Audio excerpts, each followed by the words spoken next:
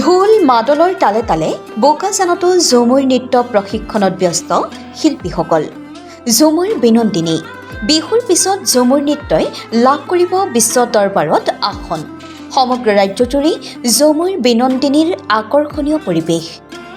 ৰাজ্যৰ অন্য প্ৰান্তৰ লগতে কাৰ্বি আংলং জিলাৰ ১৭ নং বোকাজান বিধানসভা সমষ্টিৰ অন্তৰ্গত সৰিয়জানৰ হানজাং লাংছো খেলপথাৰতো আখৰাত ব্যস্ত হৈ পৰিছে যুৱক যুৱতীসকল। মাদল ঢোল বাঁহী তালৰ লহৰে লহৰে প্ৰশিক্ষণত ব্যস্ত হৈ পৰিছে বোকাজান মহকুমাৰ বিভিন্ন প্ৰান্তৰ পৰা অহা প্ৰায় ৬০গৰাকী গাভৰু নাচনী। অসম চৰকাৰৰ সাংস্কৃতিক পৰিক্ৰমা বিভাগৰ উদ্যোগত অনুষ্ঠিত কৰিবলৈ লোৱা ঝুমুৰ বিনন্দিনী ২০২৫ বোকাজানৰ সৰিয়জানস্থিত হানজাং লাংছো ক্ৰীড়া সন্থা খেলপথাৰত আজিৰে পৰা ৩১ জানুৱাৰীলৈ ঝুমুৰ নৃত্য প্ৰশিক্ষণ আৰম্ভ কৰা হয়। জানিব পৰা অনুসৰি বোকাজান বিধানসভা সমষ্টিৰ পৰা ৭০গৰাকী শিল্পীক বাছনি কৰা হ'ব। ইয়াৰে ১০গৰাকী ছোৱালী নাচনী আৰু ৬০জন ঢুলীয়া তালীয়া বাঁহী আদি পৰিৱেশন কৰা শিল্পীক গুৱাহাটীলৈ নিয়াৰ সিদ্ধান্ত গ্ৰহণ কৰাৰ কথা জানিবলৈ দিয়ে। এই ঝুমুৰ নৃত্য প্ৰশিক্ষণ ক্ষেত্ৰত বিশেষভাৱে সহযোগিতা আগবঢ়াইছে বোকাজানৰ মহকুমা প্ৰশাসনৰ তৰফৰ পৰা।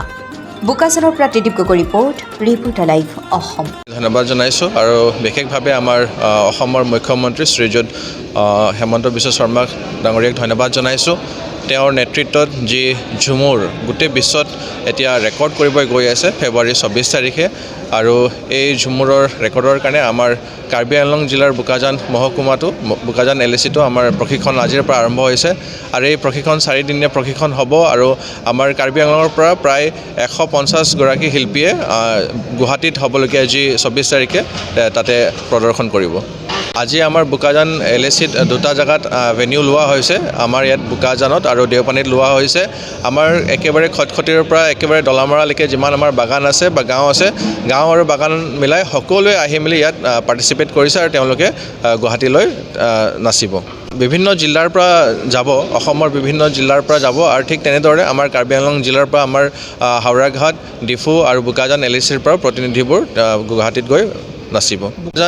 বোকাজানত এতিয়া আমাৰ টাৰ্গেট আছে ৭০গৰাকী শিল্পীক আমি বাছনি কৰি লৈ যাব লাগিব। তাৰে ১০গৰাকী আমাৰ ছোৱালী নাচনী থাকিব আৰু ৬০গৰাকী আমাৰ ঢুলীয়া বা বাঁহী বাদক, তাল বাদক, তেওঁলোকে ৬০গৰাকী থাকিব। টোটেল বোকাৰ পৰা ৭০গৰাকী যাব।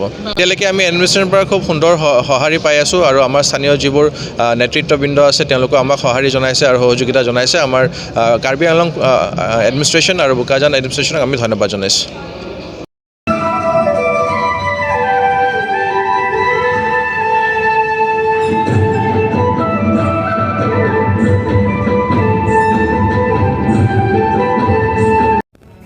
Reporter live Assam.